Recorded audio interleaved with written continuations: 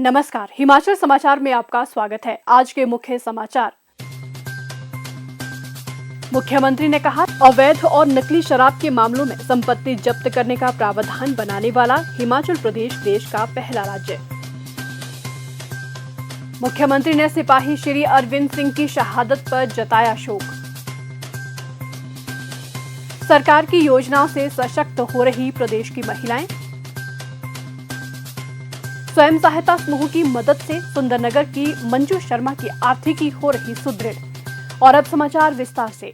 मुख्यमंत्री ठाकुर सुखविंदर सिंह सुक्खू ने आज शिमला में कहा कि अवैध और नकली शराब के मामलों में संपत्ति जब्त करने का प्रावधान बनाने वाला हिमाचल प्रदेश देश का पहला राज्य बन गया है। उन्होंने कहा कि अवैध और नकली शराब बनाने के धंधे में संलिप्त लोगों पर लगाम कसने के लिए प्रदेश सरकार सख्त कार्रवाई कर रही है। उन्होंने कहा कि हाल ही में राज्य विधानसभा के मॉनसून सत्र के दौरान हिमाचल प्रदेश आबकारी अधिनियम 2011 में संशोधन कर इस तरह की गैर कानूनी गतिविधियों में शामिल लोगों पर नकेल कसने के लिए ये प्रावधान किए गए हैं। मुख्यमंत्री ने कहा कि सबसे महत्वपूर्ण संशोधन अवैध गतिविधियों में शामिल लोगों, उनके रिश्तेदारों और सहयोगियों की संपत्ति को जब्त करने की अनुमति देता है। मुख्यमंत्री ने कहा कि इससे पहले अधिनियम में इस तरह का कोई प्रावधान नहीं था। उन्होंने कहा कि हिमाचल प्रदेश इस प्रावधान को लागू करने वाला देश का पहला राज्य है। इसके अलावा इसकी प्रभावशीलता को बढ़ाने के लिए इन अपराधों को अब संज्ञेय और गैर जमानती बना दिया गया है। उन्होंने कहा कि नए प्रावधान अवैध शराब के धंधे जैसी गतिविधियों को नियंत्रित करने में बहुत मददगार साबित होंगे। उन्होंने कहा कि संशोधनों में अधिनियम की विभिन्न धाराओं के तहत जुर्माने में वृद्धि और सजा की अवधि को भी बढ़ाया गया है। मुख्यमंत्री ने कहा कि नाबालिगों को शराब बेचना और शराब बेचने के लिए उनका इस्तेमाल करना बहुत गंभीर मसला है। इसके समाधान के लिए नए कानून में अब अपराधियों को दंड और जुर्माना दोनों का प्रावधान किया गया है। अपराधियों को 6 माह जेल की सजा और 50,000 रुपए तक का जुर्माना किया जा सकता है। मुख्यमंत्री ने कहा कि इन प्रावधानों को प्रभावशाली तरीके से लागू करने के लिए प्रवर्तन एजेंसियों को सशक्त किया जा रहा है। इस तरह के मामलों के शीघ्र निस्तारण के लिए आबकारी पुलिस फोर्स के गठन का भी प्रावधान किया गया है। मुख्यमंत्री ने मंडी में वर्ष 2022 में हुई घटना को दोहराया, जहां नकली शराब पीने से 8 लोगों ने अपनी जान गंवा दी थी। मुख्यमंत्री ने भरोसा दिलाया कि नकली शराब के उत्पादन, भंडारण और बिक्री पर पूरी सख्ती बरती जाएगी ताकि भविष्य में इस तरह की घटनाएं दोबारा न हो। उन्होंने कहा कि प्रदेश सरकार राज्य में मादक पदार्थों की तस्करी और इस्तेमाल से निपटने के लिए भी कई कदम उठा रही है। राज्य सरकार 1200 से अधिक पुलिस कर्मियों की भर्ती कर रही है, जिसका मुख्य उद्देश्य इस तरह की गतिविधियों से निपटना होगा। मुख्यमंत्री ठाकुर सुखविंदर सिंह सुक्खू ने जम्मू कश्मीर के बारामूला में आतंकवादियों से मुठभेड़ के दौरान नादौन विधानसभा क्षेत्र के कांगू गांव हथोल खास निवासी वीर जवान सिपाही श्री अरविंद सिंह के बलिदान पर गहरा शोक व्यक्त किया है। उन्होंने कहा कि शहादत का समाचार अत्यंत हृदय विदारक है और श्री अरविंद की अमर शहादत को ये देश कभी नहीं भुला सकेगा। उन्होंने शोक संतप्त परिवार के प्रति गहरी संवेदनाएं व्यक्त की हैं। उन्होंने कहा कि ईश्वर से प्रार्थना है कि दिवंगत आत्मा को श्री चरणों में स्थान दे और शोक संतप्त परिजनों को इस अपार दुख को सहन करने की शक्ति दे। उन्होंने कहा कि दुख की इस घड़ी में प्रदेश सरकार शहीद के परिवार के साथ खड़ी है। उन्होंने शहीद के परिजनों की हर संभव मदद का आश्वासन दिया। ग्रामीण अर्थव्यवस्था में महिलाएं महत्वपूर्ण भूमिका निभाती हैं। महिलाओं को आर्थिक और सामाजिक रूप से सबल बनाने में प्रदेश सरकार की विभिन्न कल्याणकारी योजनाएं कारगर साबित हो रही हैं। प्रदेश में स्वयं सहायता समूहों को सुदृढ़ किया जा रहा है। मंडी जिला के उपमंडल सुंदरनगर की महिलाएं विभिन्न स्वयं सहायता समूहों से जुड़कर सरकार की कल्याणकारी योजनाओं का लाभ उठा रही हैं।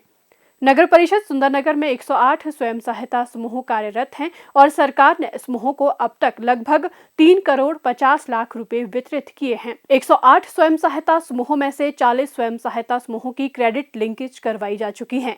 स्वयं सहायता समूह के 110 लाभार्थियों को प्रति लाभार्थी 2 लाख रुपए के ऋण दिए जा चुके हैं। महिलाओं को खाद्य व्यवसाय स्थापित करने के लिए आर्थिक सहायता प्रदान की जा रही है।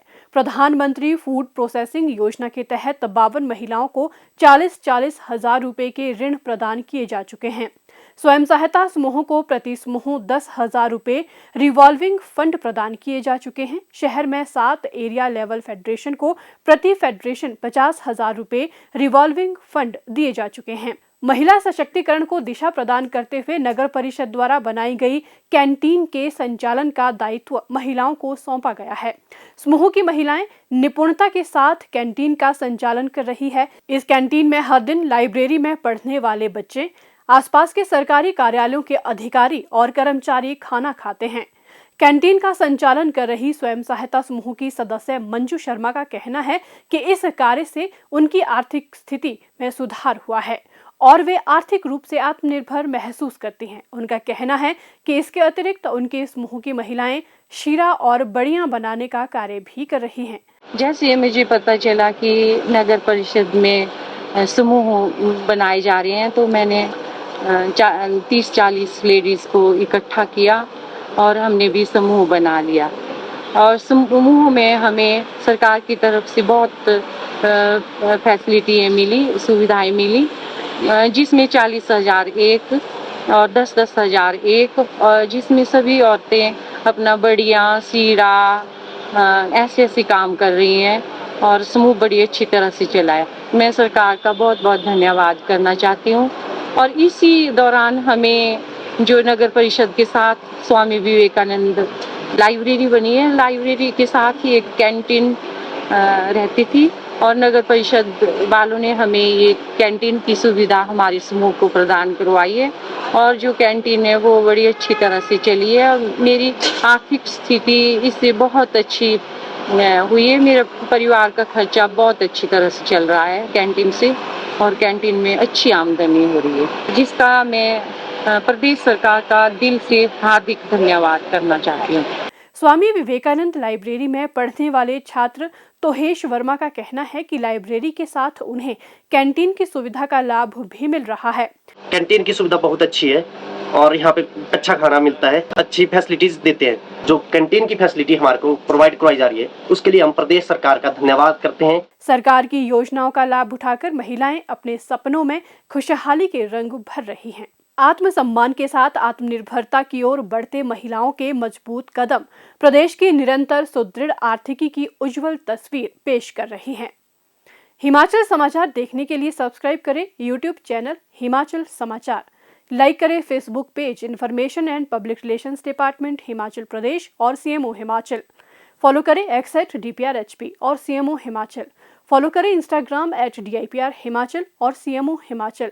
विजिट करें वेबसाइट www.himachalpr.gov.in। इस अंक में इतना ही, कल फिर होगी मुलाकात। दीजिए इजाजत, नमस्कार।